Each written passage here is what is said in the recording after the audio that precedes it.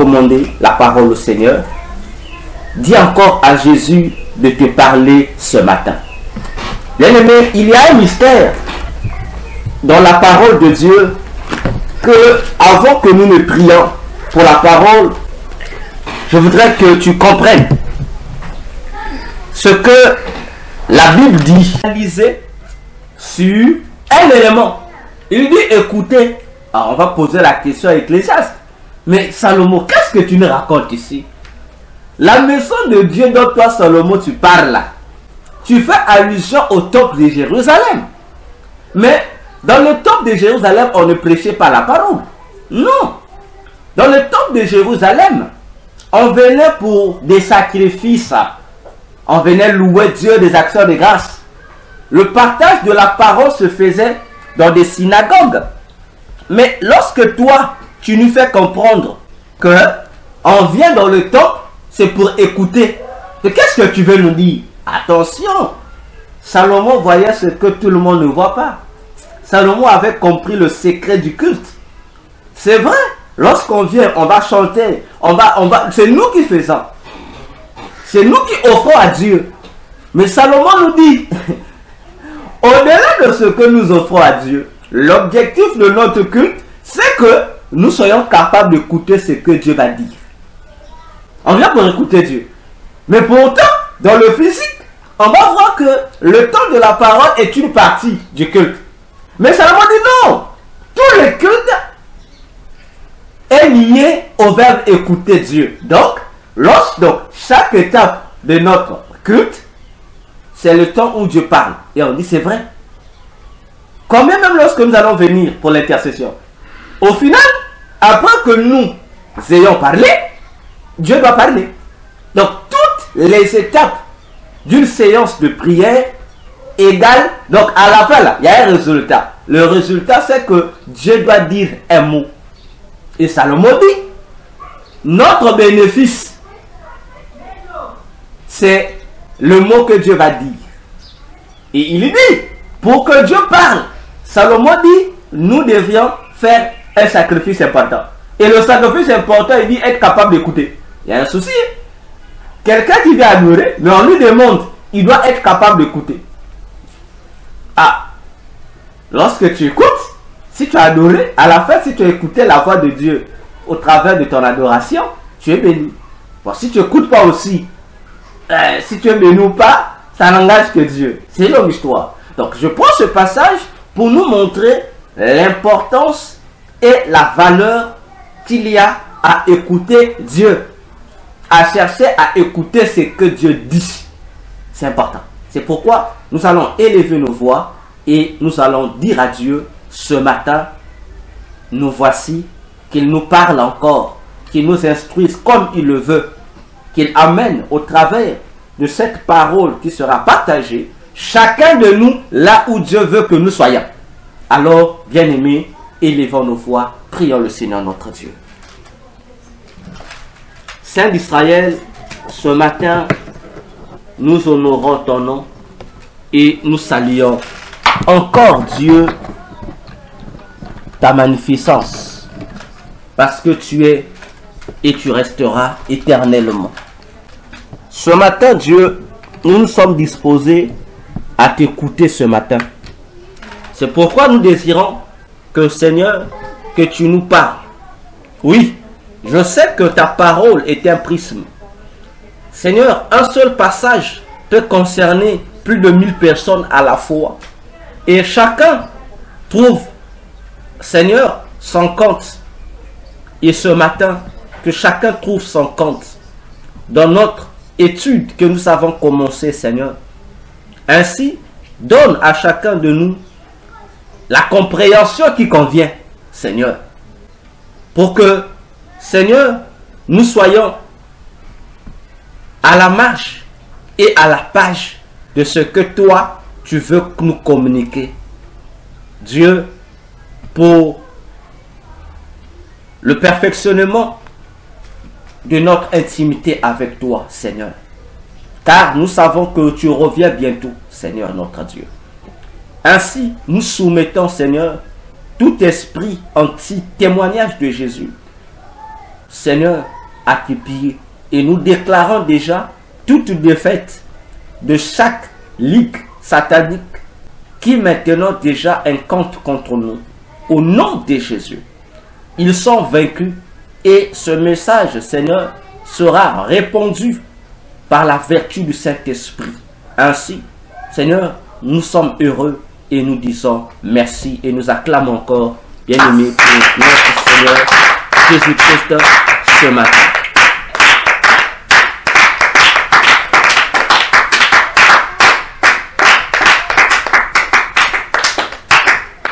Alors, je dis encore à tous, Shalom.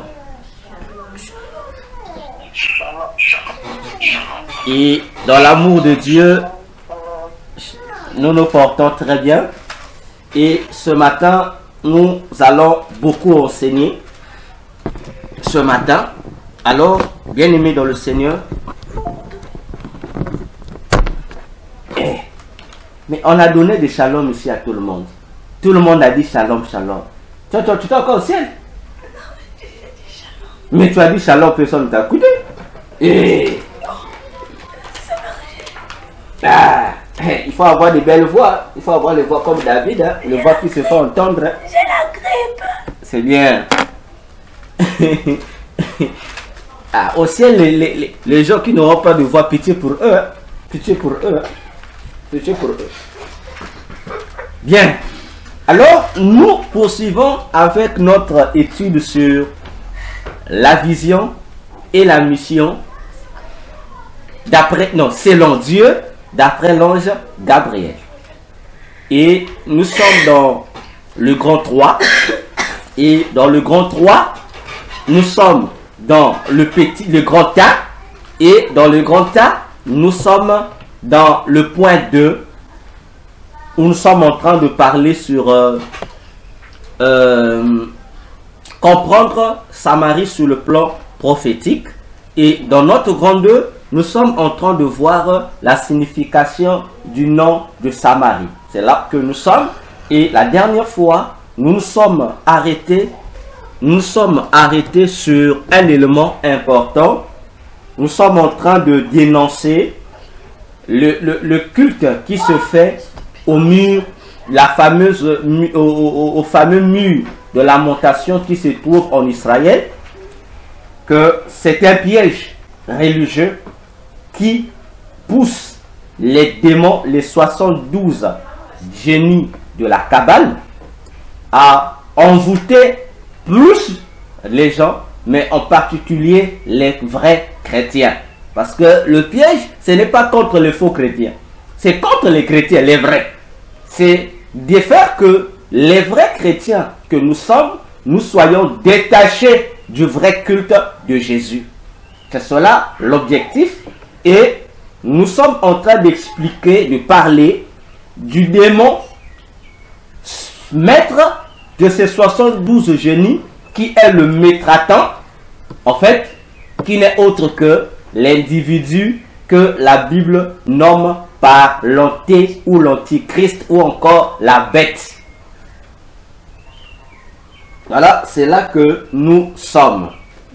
Alors, avant de poursuivre, je vais ouvrir deux parenthèses très importantes. Surtout que nous sommes en train de parler de la vision et la mission de Jésus-Christ. La première parenthèse, nous repartons au passé. Nous sommes au passé. Nous sommes au passé dans...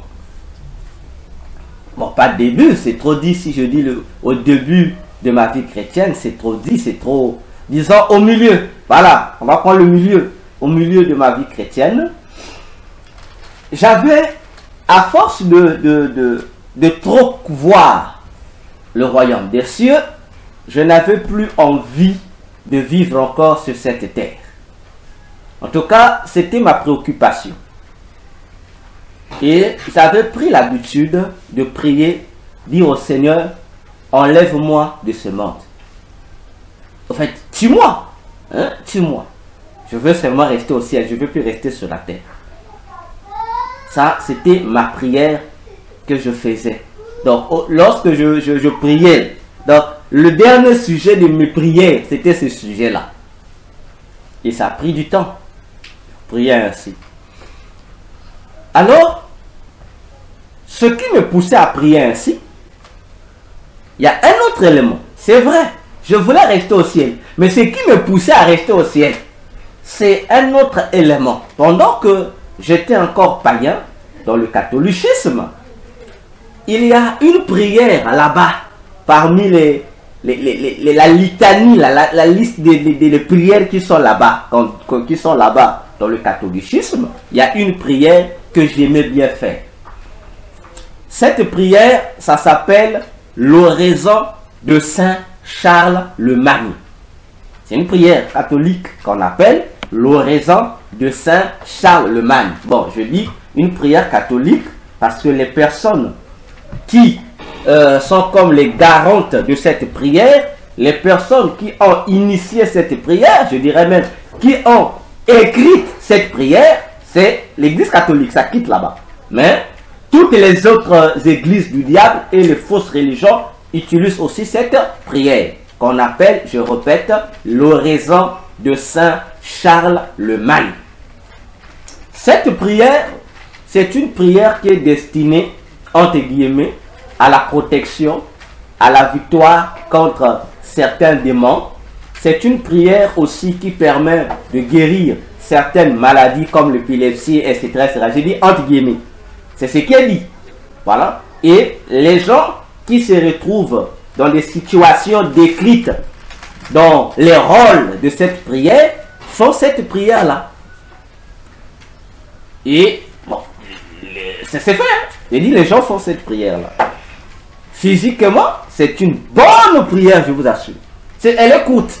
Tu récites seulement. Puisque là-bas, dans le catholicisme, les gens ne prient pas. Les gens récitent seulement les prières de druides. On ne prie pas là-bas. Alors, j'ai récité cette prière. J'avais l'habitude de faire cette prière-là.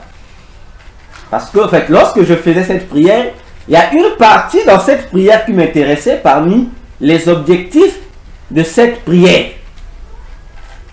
Cette prière, lorsque tu la faisais, cette prière-là aussi, on dit que cette prière-là, lorsque tu fais ça, ça fera que le jour où tu mourras, c'est-à-dire avant que tu ne meures, au moyen de cette prière-là, tu pourrais savoir quand mourras-tu. C'est-à-dire, si je veux mourir dans une semaine, au moins dans 2 jours avant ou 3 jours avant, les anges du catholicisme viendront te dire, attention, dans tel jour, dans tel délai, tu mourras. Et moi, ça me faisait plaisir. En tout cas, ça me faisait du bien. Dans ma quête de la magie, là, ça me faisait du bien. Je dis, c'est une bonne chose. Et je fais cette prière-là, je demandais à ce que, pas la protection, moi je priais dans ce sens où, que ces anges-là viennent m'avertir, avant que je ne meure, qu'ils viennent m'avertir. Alors, lorsque j'ai découvert le Seigneur, j'ai découvert le royaume de cieux, alors je me suis dit, tiens, ça a renforcé, en fait, cette vocation-là, ce désir-là de mourir tôt. De mourir tôt pour aller cette fois-ci au ciel, que je reste là-bas. Alors, dans la magie, j'ai découvert un secret derrière cette prière. Que c'était aussi un grand piège de cette prière-là. C'est un grand piège. Quel est le piège?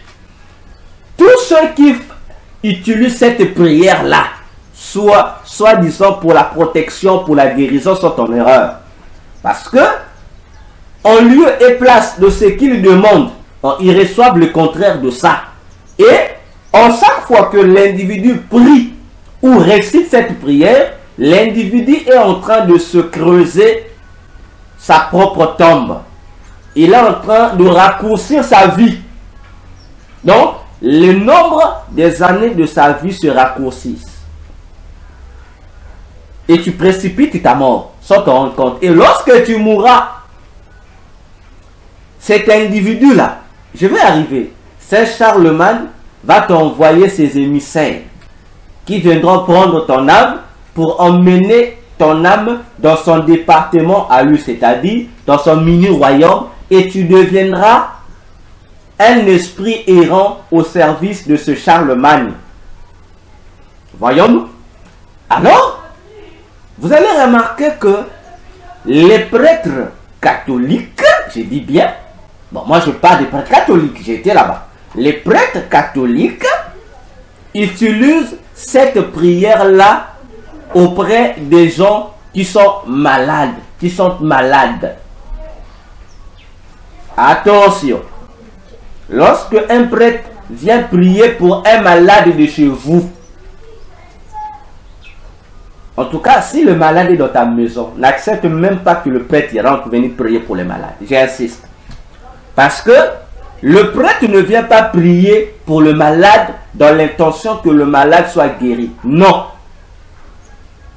Lorsque un prêtre de l'église catholique reçoit une invitation ou une sollicitation d'aller prier pour un malade, il se réjouit, il danse. Il est dans la joie.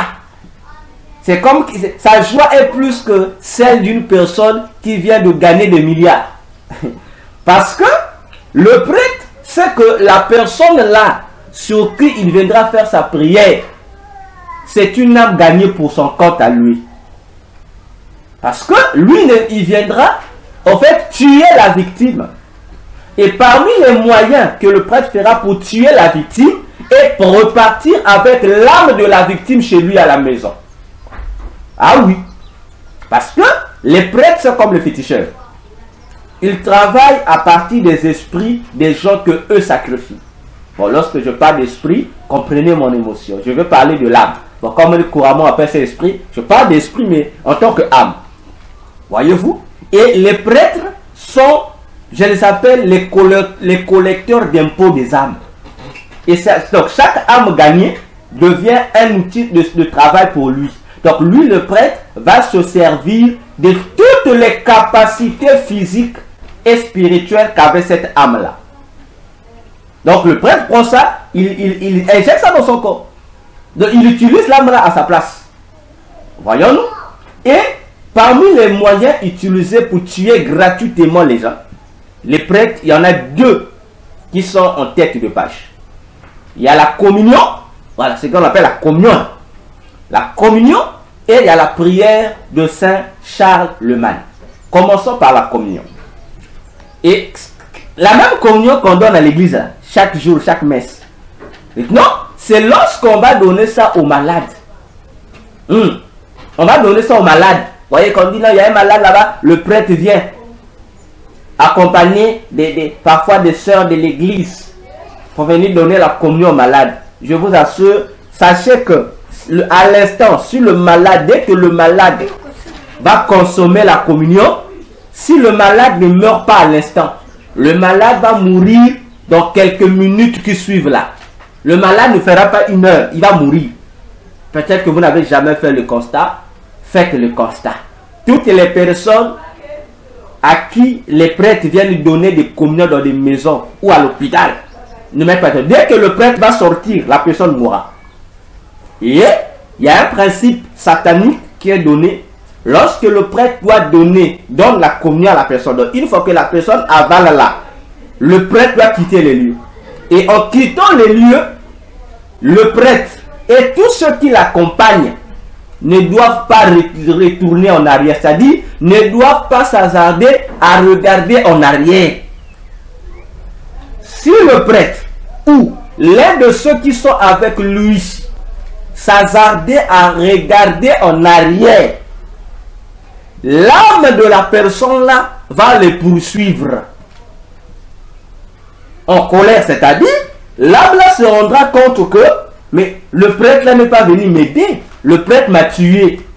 Et au premier instant, ça va énerver cette âme là. L'âme sera en colère, donc ça sera vraiment en rage.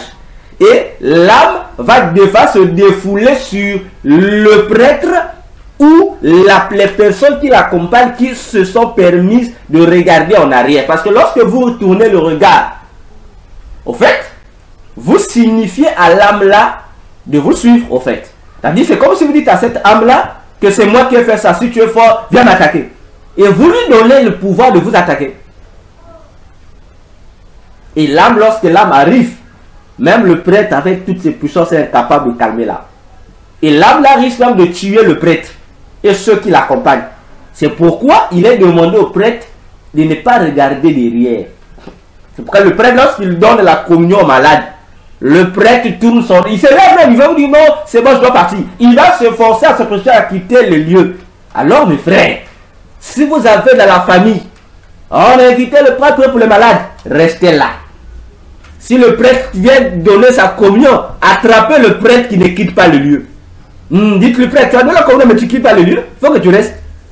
Vous verrez, le prêtre va même vous boxer. Il va oublier qu'il est prêtre, je vous assure. Il va pas accepter de rester. Il va fuir. Parce que si c'est un danger, s'il reste là, il est en danger.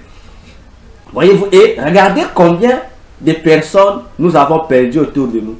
Par un assassin, un criminel en soutane blanche. Il tue, hein, mais personne ne sait qu'il tue. Mais il a tué quelqu'un. Et il est conscient. Et s'il réussit, dès qu'il arrive chez lui, l'âme là, il va prendre l'âme, il va emprisonner l'âme chez lui. Et il va travailler avec cette âme là. Ça, c'est le premier élément que le prêtre utilise. Maintenant, le deuxième élément qui est l'enjeu de notre sujet, c'est quoi? C'est la prière. Si le prêtre ne donne pas la communion, le prêtre va simplement faire réciter à la personne malade cette prière. Et après avoir récité, la personne mourra. La personne va mourir. Voyons-nous? Alors, attention à ces prières. Alors, après, toujours dit aux gens, aux chrétiens, évitez les prières répétitives là. Répétez, fais ta propre prière. On vous a donné le sujet de prière, toi fais ta propre prière. Parce que plusieurs vies sont perdues comme ça. Attention. Alors, cette prière de Charlemagne, c'est une prière des démons. Bon, c'est une prière, oui, mais c'est une incantation. Dans le bon langage mystique, on dit c'est une incantation. C'est une incantation qui a été conçue par un démon qu'on appelle Charlemagne. Attention, sur la terre, il y a eu un Charlemagne. Oui, vous allez comprendre comment ça fonctionne chez notre ex-frère Samaël, c'est-à-dire Lucifer le diable. Il y a eu un pape, oui, un pape. Le pape Léon III. Hein? Le pape Léon III. C'est ce pape-là, on ne sait pas par quelle magie, permettez-moi l'expression. Ils ont dit, l'Église catholique, que ils ont retrouvé la prière de Saint Charlemagne dans la tombe de Jésus. Là où on avait enterré Jésus. Ils ont retrouvé cette prière là-bas. Alors, ils ont pris cette prière. On a donné au pape Léon III. À son tour, il a donné à un monsieur Charlemagne qui a vécu. Charlemagne, le monsieur qui est le fondateur de l'empire qu'on appelle aujourd'hui la France et de l'empire qu'on appelle aujourd'hui l'Allemagne. Donc le monsieur qui est le fondateur des deux empires, qui a créé l'empire des Français et l'empire de l'Allemagne, le monsieur là, c'est cet empereur. C'est lui, le pape le lui a remis. Et cet empereur aussi s'appelle Charlemagne. Mais Charlemagne n'a jamais été son vrai nom. C'est un surnom. Cet individu, cet empereur de Charlemagne, il a son vrai nom. Charlemagne, c'est un surnom. Cependant, ici, on lui donne ça, nous sommes autour de l'an 802 de notre ère. Alors, dans le monde de ténèbres, il y a aussi un démon qui s'appelle Charlemagne. Ce démon Charlemagne, il est un avocat. Il est le défenseur des magiciens. C'est-à-dire, lorsque un magicien est puni dans le monde de Satan, si le magicien sollicite ce démon Charlemagne, ce démon viendra jouer le rôle d'un avocat auprès du démon qui a puni ce magicien-là. Donc c'est pourquoi il est le défenseur des magiciens. Donc il ne viendra pas enlever la peine, non. Lui, il viendra juste réduire la peine.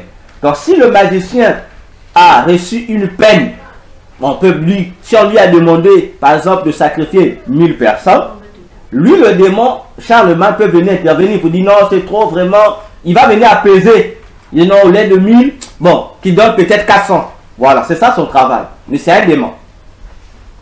C'est le démon Charlemagne. Et c'est ce démon-là qui est le propriétaire de cette prière-là. Voyez-vous? Et si, aujourd'hui, le corps, disons, la tombe de Charlemagne qui se retrouve en Allemagne est un lieu de culte, attention, ce n'est pas l'empereur Charlemagne qui est adoré, c'est le vrai Charlemagne qui est adoré. Pourquoi toujours l'Allemagne? Je vous avais promis, lorsque nous allons faire notre étude sur le temps de la fin, on va commencer à parler des rôles des pays, vous allez comprendre. Parce que lorsque Lucifer, bon, j'aime pas l'appeler Lucifer, il n'a jamais été Lucifer. Lorsque Samaël est descendu sur la terre, je dis, lorsqu'il est descendu sur la terre, pour la première fois, lorsqu'il descend sur la terre, avant d'atterrir dans le jardin d'Éden, bon, avant de venir dans le jardin d'Éden, le premier endroit où lui et ses anges déchus ont foulé les pieds, c'est le territoire qui est aujourd'hui appelé encore l'Allemagne. C'est ce territoire. Donc, l'endroit où il est descendu là, ça s'appelle aujourd'hui l'Allemagne. Et c'est à partir de là-bas qu'il s'est imaginé, lui et ses individus déchus, de mettre à jour leur religion. C'est à partir de l'Allemagne. Et après avoir conçu, ils sont venus maintenant attaquer l'homme dans le jardin d'Éden. Voyons-nous. Alors, ce démon, Charlemagne, il a plusieurs fonctions. Parmi tant, je répète, c'est le défenseur des magiciens. Bien. Celui qui prie, fait cette prière-là, attention, il se voue lui-même entre les plus impures mains de ce démon Charlemagne, il précipite sa mort. Alors, lorsque j'ai découvert ce secret, j'ai changé ma prière en fait. J'ai changé ma prière. Puis je me suis converti, j'ai changé ma prière. Je ne les faisais plus. Aussitôt, tant de temps que j'ai passé là-bas dans la magie, je faisais plus cette prière. Et lorsque j'ai connu Jésus, j'ai changé ma façon de prier en fait. J'ai demandé le transfert quoi. J'ai dit Jésus, je veux plus mourir, mais de l'autre côté là-bas. Alors en octobre, donc disons, lorsque nous sommes rentrés dans l'année 2000, l'an 2017, je pressentais déjà ma mort. Je le pressentais. Je pressentais que je vais mourir. Je le pressentais. Et cette année, je l'ai répondu aux membres de ma famille, aux frères et sœurs de l'église et à tous ceux, la plupart des gens que je connaissais. Je veux mourir. Les gens prenaient cela à la légère. J'allais dire, pas ça, comment tu fais comment? Je dis non, je pressens que je vais mourir cette année. Alors, un certain octobre, en octobre 2017, un dimanche, en plein culte, c'est que je dis, j'ai des témoins dans l'église où nous étions avec madame là-bas. En plein culte, j'étais le maître de cérémonie, c'est-à-dire le modérateur. Je conduisais le culte. Et il est arrivé un moment où nous sommes arrivés dans cette séance que nous appelons habituellement l'adoration. J'ai initié l'adoration. On a adoré, on a adoré. C'était beau. Et pendant qu'on adorait, bon, naturellement, lorsque je conduis la prière, je n'ai jamais les yeux fermés. Je n'ai pas les yeux fermés, mais ces jours-là, j'ai fermé les yeux. Bon, les chrétiens vont dire peut-être l'onction, je ne sais pas. J'avais fermé mes yeux, j'avais les yeux fermés. De l'autre côté, les chorales des chantres étaient en train de pomper la louange, plutôt l'adoration. Ils chantaient, l'église était en feu.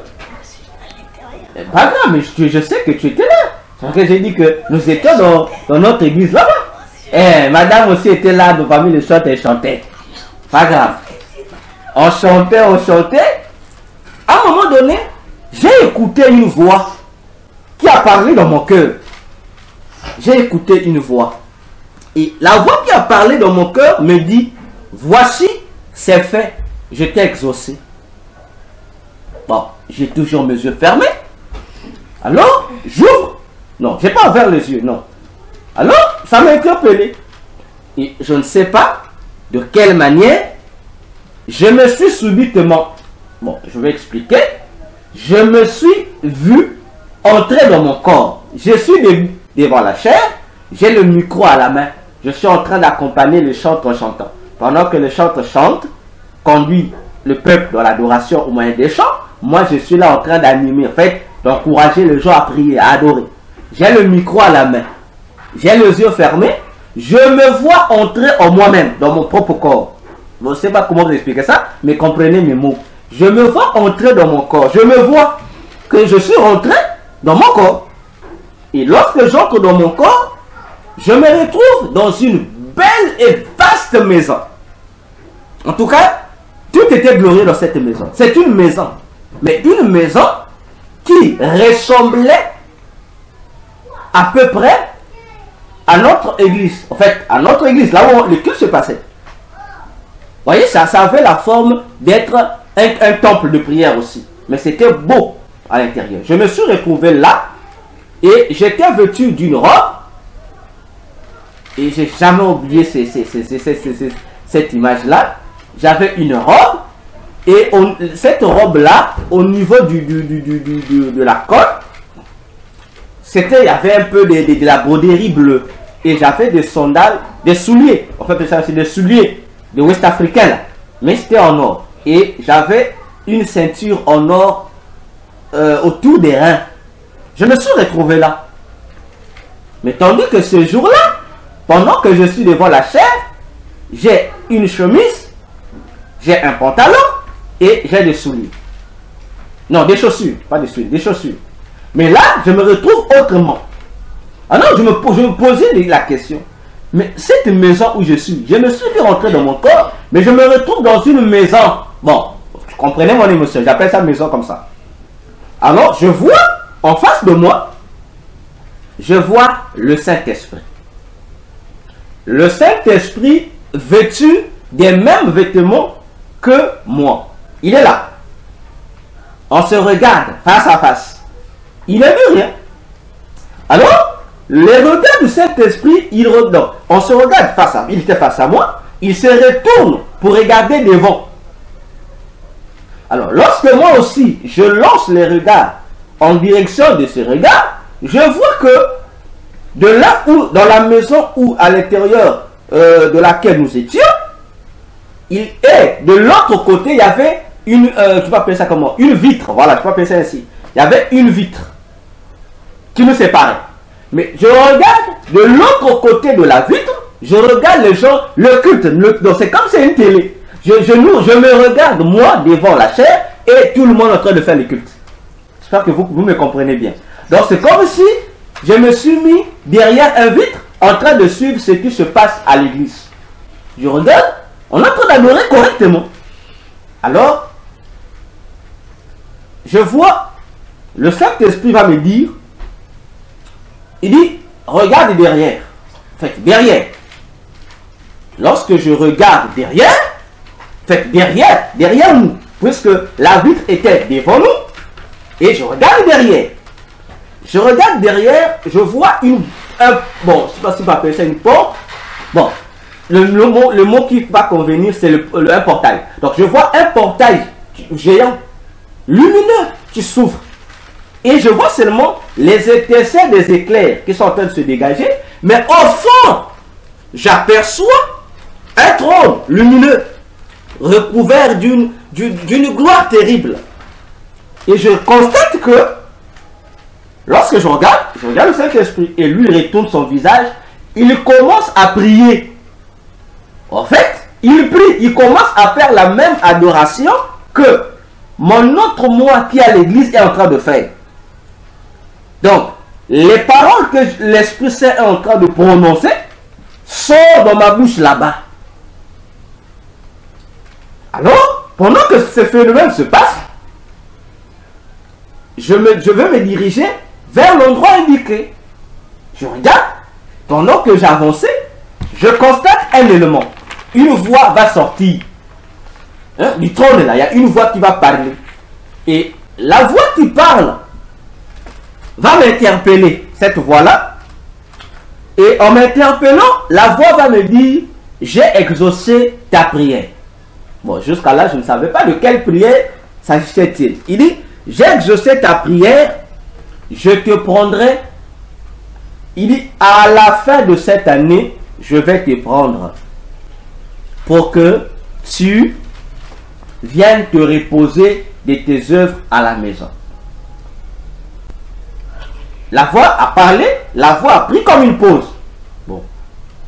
Jusqu'à là, je ne comprenais pas. Qu'est-ce que la personne qui parlait voulait dire? Et la personne va répondre son discours. La personne va me dire ceci. Il dit, en tant que scribe, tu n'as pas fini d'écrire ce que je suis et ce que je veux. La personne va encore prendre une pause. Et puis il va encore répondre le discours. C'est comme si la personne parlait, il se taisait. Bon, on va lui parler le repos. Voilà, il se reposait. Alors, il va ajouter. La personne va dire, de plus, il y a une mission que seul toi peux faire. Il dit, regarde. Alors, lorsqu'il me dit, regarde, j'ai regardé ce que je peux appeler les murs de la maison où nous étions, vont se transformer, vont devenir des écrans géants. Et dans les écrans géants, je vais commencer à voir comme un film. Je vois des endroits où il y avait des ténèbres. Mais à l'intérieur de ces ténèbres, c'est comme si des trous, des choses comme ça. Mais à l'intérieur, il y avait des gens qui étaient dedans, dans ces ténèbres. Je regarde d'autres images, il y avait des personnes liées. C'est comme s'ils étaient pris en otage. Et la voix va me dire que, comme tu vas mourir, puisque tu meurs, ça veut dire que la mission que tu devais faire auprès de ces gens-là, ils ne pourront plus voir ma lumière.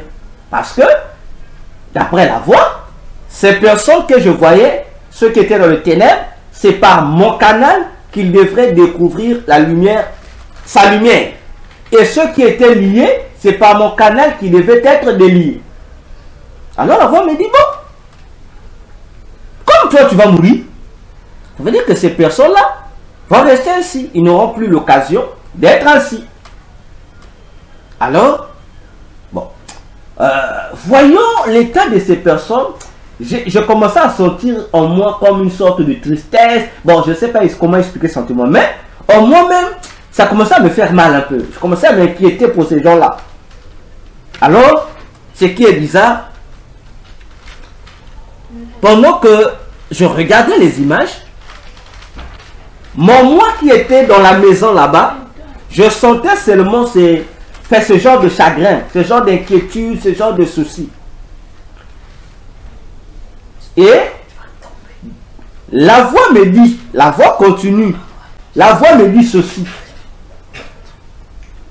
Je veux que tu vives encore. Vis encore pour moi. C'est ce que la voix m'a dit. Vis encore pour moi. Alors, lorsque la voix dit cette phrase, je veux que tu vives encore. Vis pour moi. Alors, je veux constater un phénomène. Les images que je voyais de ces personnes liées, personnes ténébreuses, vont quitter. Et ce sont mes propres images à moi. De tous les services que je faisais pour le Seigneur. Donc, ça a été balancé dans les murs de cet endroit, dans ces écoles. Et je me voyais moi-même comme dans un film. Avec la passion avec laquelle je servais le Seigneur. Alors, mon moi qui était à l'église en train de faire la modération a commencé à verser des larmes, à pleurer comme un enfant. Hein? Il y a des témoins. Hein, madame était là, celui-là. J'ai commencé à pleurer. J'ai le micro en main. On est en pleine adoration.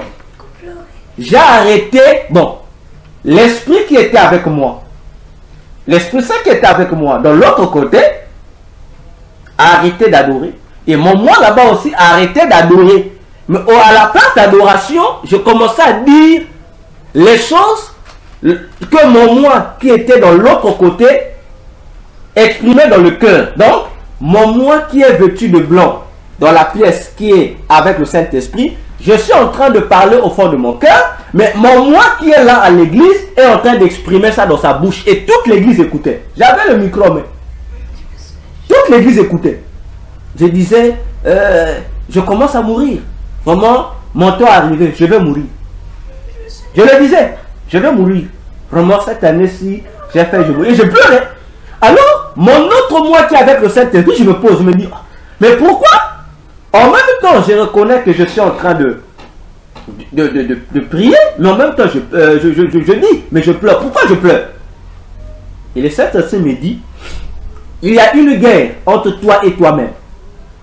Il dit, ce que tu vois, fait que les images que tu es en train de voir, ton moi qui est zélé, passionné de faire l'œuvre de Dieu, et ton moi qui veut aller au ciel, il y a un conflit qui entre.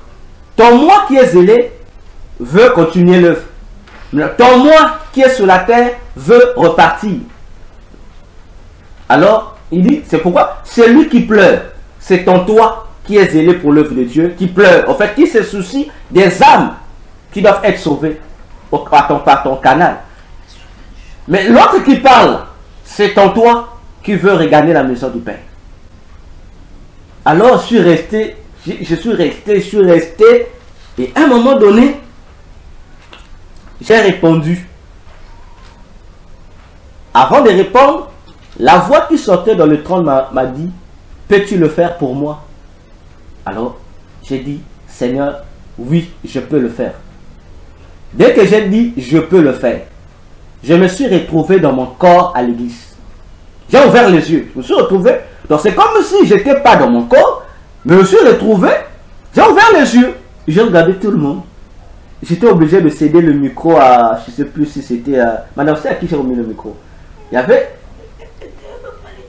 Voilà, j'ai remis le micro à un évangéliste qui était à l'église. J'ai dit, bon, prends d'abord pour le moment parce que je sentais vraiment mon cœur lourd, comme si on m'avait attaché, je ne sais pas, quelque chose de lourd au cœur. J'ai dit, je ne peux pas continuer pour le moment. Il faut que j'aille d'abord au coin prier. Voyez-vous, j'ai cédé, je suis allé prier.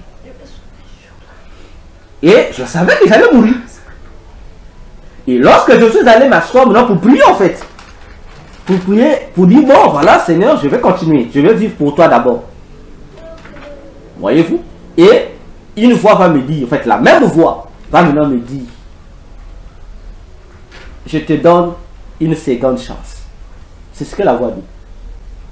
Bon, une seconde chance, pas dans le mauvais, parce que lorsque je devais mourir, c'était pas pour... parce que j'avais péché, non, je devais mourir dans cette été. On me dit, on me donne une seconde chance. Et depuis ces jours, il y a des gens qui disent, mais tu avais dit que tu vas mourir, tu es plus mort. J'ai dit, non, je ne mourrai plus. Le Seigneur m'a donné encore une opportunité de continuer à vivre pour lui, pour faire l'œuvre que je dois faire pour lui. Voyez-vous, j'ai ouvert cette parenthèse parce que les choses que nous sommes en train de voir avec l'ange Gabriel concernent bel et bien l'œuvre de Dieu que chacun doit faire. Et on doit le faire en vertu de la seconde bonne chance. Non, la seconde chance dans le bon sens qui nous est donnée. Je ne sais pas. Cette seconde chance qui m'est donnée va prendre combien de temps? Parce que tous ceux qui me connaissent, je le disais depuis longtemps. Avant cet événement, j'ai dit que je ne vivrais pas longtemps, que je mourrais tôt. C'est une phrase que ma femme, à l'époque, lorsqu'elle était encore fiancée, n'aimait pas écouter lorsque je prononçais ça. Parce que j'étais conscient que ma prière que je faisais de mourir tôt, Dieu va l'exaucer. Et Dieu l'a exaucé. Mais Dieu m'a fait comprendre, c'est vrai. Il l'a exaucé. Il va me donner ce que je veux. Mais il m'a montré une préoccupation pour lui. Voyons-nous. Alors, pour dire à tous les serviteurs de Dieu, à toutes les servantes de Dieu peut-être, et vous, et ceux qui auront l'occasion de m'écouter, remplissons bien nos ministères. Pendant qu'on a le temps, là, on a l'occasion, là, remplissons bien nos ministères. Parce que chacun de nous est particulier. Voyons-nous. Si je mourais, c'est vrai, ces gens-là n'allaient pas mourir. Non, ils n'allaient pas mourir. Mais le Seigneur allait prendre un remplaçant qui allait faire le travail. Mais le remplaçant n'allait pas faire le travail tel que moi je devrais faire. Donc si moi je devais faire le travail, si les gens étaient 10, je pouvais gagner les 10. Mais le remplaçant, lorsqu'il va prendre, il ne va pas gagner les 10. Il va gagner quelques-uns. Et quelques-uns seront perdus. Voyons-nous. Et c'est là qu'il y a un passage qui m'a été expliqué au ciel. Ésaïe 55. Bon, je prends juste le verset. Bon, je vais lire tout. 55. À partir du verset... attendez que je prenne la Bible. Verset 10 à 11. Moi, je prends le verset 11.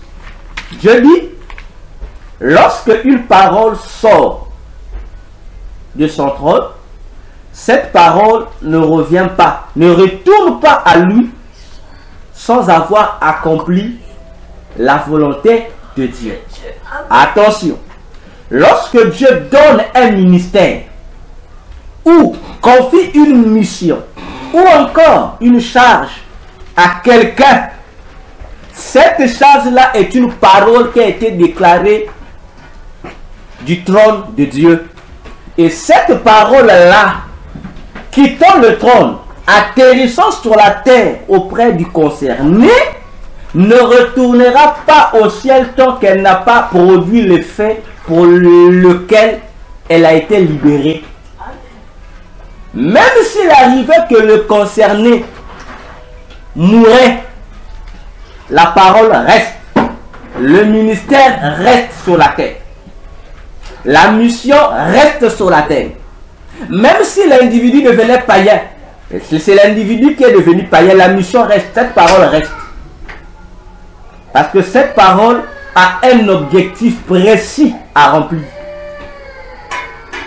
Alors, comme la parole reste, Dieu va se choisir des remplaçants. Et je vous assure, au ciel, les remplaçants de chaque serviteur et servante de Dieu existent.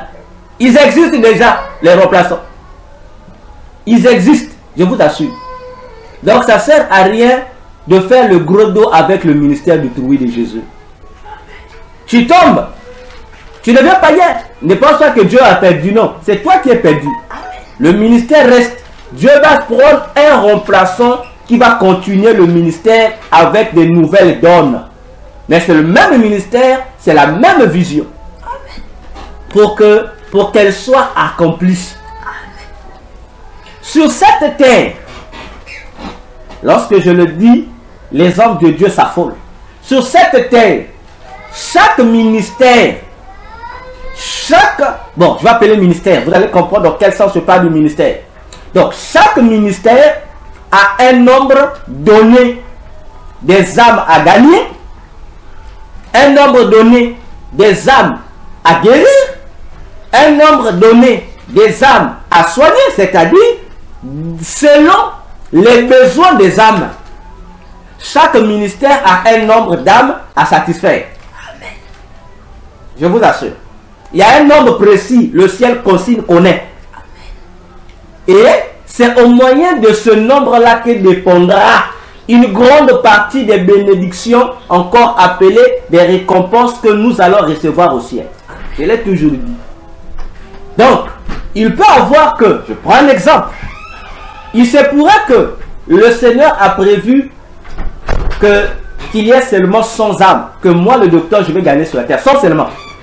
Il ne va pas avoir plus, pas plus, 100. Donc dès que j'atteins les 100 âmes à gagner, c'est bon. Là, en ce qui concerne le salut des âmes, j'ai gagné 100. Maintenant, il peut arriver, s'il y a une âme numéro 101. Cette âme-là ne sera pas sauvée par mon canal. Non. Cette âme-là va bénéficier de mon ministère. Mais il ne sera pas sauvé par mon canal. Dieu va l'orienter vers un autre canal pour être sauvé. Chez moi, l'âme pourrait bénéficier de certaines vertus. C'est comme ça que ça se passe. Mais cependant, malheur à celui qui n'atteindra pas le nombre d'âmes qui convient selon les différentes options. C'est comme ça que le ciel fonctionne. Voyons-nous? Et attention, attention. C'est pourquoi que chacun de nous prenne au sérieux le ministère qu'il a reçu de Dieu. Je vais descendre mon langage. Lorsqu'on parle souvent du ministère, les églises ont une mauvaise conception des choses. Ils voient seulement les 5 ministères. Ah non, non, non. Les 5 ministères sont les 5 principaux ministères. Mais il y a des ministères dans l'église. Et chaque chrétien reçoit le don du Saint-Esprit. C'est pour remplir un ministère donné. Parce que nous, on pense que ceux qui ont des dons, on dit non, non, ce sont des ministères à sous-estimer. Non. Si tu as un don donné du Saint-Esprit, sache-le que tu es un serviteur, tu es une servante. Et ton don-là a un travail à jouer, à un peuple à gagner, à sauver ou à guérir ou je ne sais pas quoi. En un mot, un peuple à faire bénéficier le pouvoir ou la puissance incarnée dans ton don. C'est pourquoi Jésus dit, il ne nous a pas seulement fait un royaume, des rois, mais aussi des sacrificateurs pour son Père. Amen. Nous ne sommes pas seulement des fils de Dieu, mais nous sommes aussi des serviteurs de Dieu. À nous de savoir faire bon usage des dons que nous recevons de Jésus. Chaque don est un outil de travail. Chaque don est une pelle. Chaque don est un râteau. Chaque don, je ne sais pas, est un balai que Dieu te donne pour que nous soyons utiles dans son œuvre. Il n'y a pas d'ouvrier sans emploi dans la présence de Dieu. Quand bien même, une fois, Jésus m'a dit, toujours en automne 2017, je pense, dans sa maison, on avait des ouvriers, on avait des ouvriers diplômés sans emploi et on avait des ouvriers chômeurs. Mais le Seigneur dit, les ouvriers chômeurs, ce sont ceux-là qui ont des dons, mais qui trouvent qu'ils ne peuvent rien faire à l'église. Les ouvriers chômeurs, ce sont des ouvriers qui se sont fatigués, ils ne travaillent plus pour le Seigneur. Les ouvriers diplômés sans emploi, ce sont des chrétiens qui ont des dons, mais qui n'ont pas d'emploi, qui ne veulent pas travailler pour le Seigneur pour donner des raisons. L'œuvre de Dieu, il paraît que c'est seulement pour les pasteurs, pour les anciens et les diacres. Ils disent, bon, nous sommes seulement les frères, nous sommes seulement les sœurs. Non, c'est une erreur grave. Comment j'aime souvent appeler ça, ta feuille de route du ciel. Bon, là-bas on appelle ça le cahier de charge.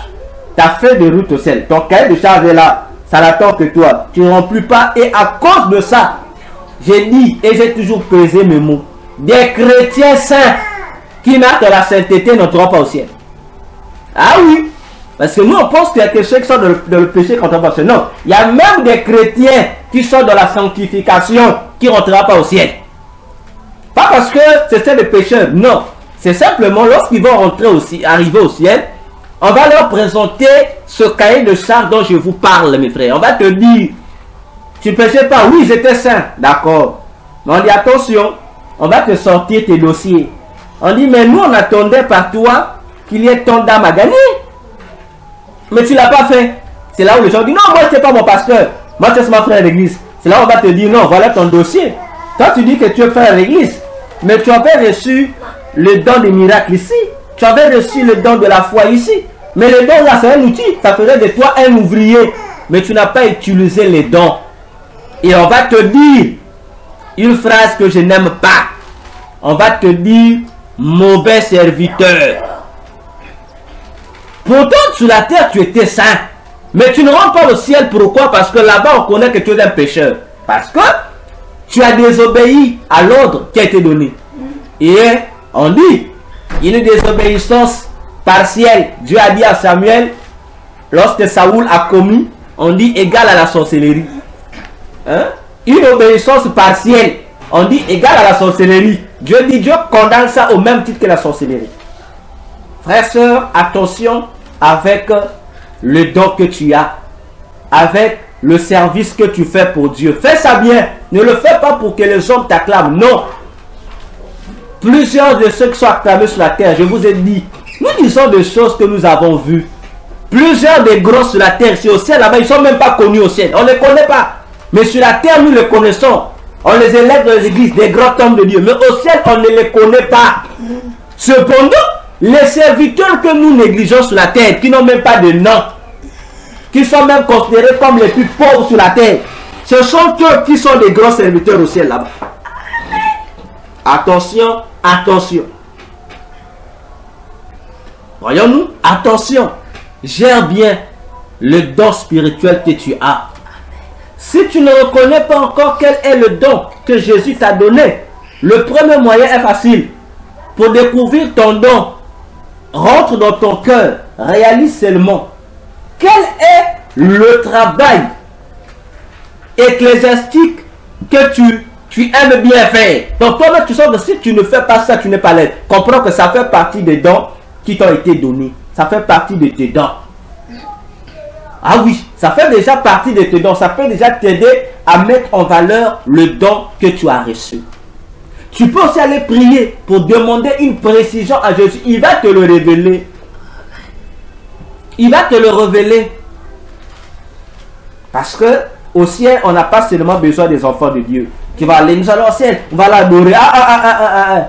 Escroc. On a aussi besoin des serviteurs. Donc vous qui êtes seulement les enfants de Dieu, comme on le dit souvent, moi je viens seulement à l'église, je viens pour moi adorer. Le service de Dieu, ça ne me regarde pas. Tu ne rentreras pas au ciel. Tu as 1000 chances de ne pas rentrer au ciel. Attention, pour rentrer au ciel, il faut à la fois être fils et serviteur. Sinon, tu ne rentres pas. Vraiment, je prierai même que le jour en question, on va te refuser l'accès au ciel. Que ce soit un ange qui peut se le refuser. Parce que si ça soit le Seigneur en personne qui vient te le dire, là, mon frère, ça sera encore plus grave pour toi. Ça sera plus grave. Donc, attention avec l'œuvre de Dieu. C'est pour cette raison, jusqu'à ce que je mourrai, je ne cesserai de condamner les œuvres du diable de toutes les manières, même si ça peut me créer des problèmes. Parce que ce qu'ils font de l'autre côté de leur monde, c'est abominable. Amen. Je vous assure, là-bas, il n'y a pas de pitié. Je vous assure. Mais nous, l'église, les chrétiens, les serviteurs et les servantes de Dieu, on joue avec l'évangile. Je vous assure, on joue avec. Et chaque jour, surtout ces derniers temps, lorsque je me réveille, j'ai mal au cœur. Parce que je constate que le nombre de païens ne font qu'augmenter. C'est comme si l'évangile qu'on prêche là n'a plus d'effet. Surtout dans les églises. Les frères et les sœurs ne sont plus des chrétiens. Ils sont devenus autre chose. Et ça m'inquiète. Je vous assure, ça m'inquiète. Les gens à qui on enseigne, mais jour après jour, ce sont des gens qui se dégradent. Au lieu de se perfectionner, mais on se dégrade. Et c'est un danger. C'est un danger. Et surtout qu'aujourd'hui encore, nous avons une doctrine des démons qui court dans les églises. Cette doctrine est en train de courir nue dans les églises. On voit la nullité de cette doctrine-là. Mais personne ne cesse à chasser cette doctrine nue dans les églises. Où on nous dit désormais qu'il ne faut plus aller prier dans le temple, soit disant que l'homme c'est une église. Et il y a des gens aujourd'hui qui ont démissionné des églises, qui ne veulent plus aller dans les églises. Frère, vous savez, dans cette expérience que j'ai vécue, je suis rentré dans mon corps. Mais au lieu que ça soit mon corps, au lieu que je voie les organes, mais en rentrant dans mon corps est devenu une maison, un temple. Et le Saint-Esprit était là. Ça m'a ramené à réfléchir. La Bible dit, notre corps est le temple du Saint-Esprit. N'est-ce pas? L'église est la maison de Dieu. Si nous ne savons pas distinguer les choses, on sera en danger. Cette doctrine-là, nous, va nous avoir. Mais le Saint-Esprit, nous sommes la maison du Saint-Esprit parce que le Saint-Esprit habite en nous. L'église est la maison de Dieu parce que Dieu habite dans son église. Maintenant, pourquoi il y a confusion? Mon frère, vous qui faites courir cette doctrine unie dans les églises, êtes-vous plus intelligent que Dieu au ciel? Au ciel, il y a un temple, un bâtiment où les gens viennent se réunir pour prier. Maintenant, dites-moi. Bon, ça me donne au ciel. Il y a un temple là-bas. Et il y a un jour où les gens du ciel se réunissent pour prier devant Dieu, dans le temple. Maintenant, je pose la question. Mais on est des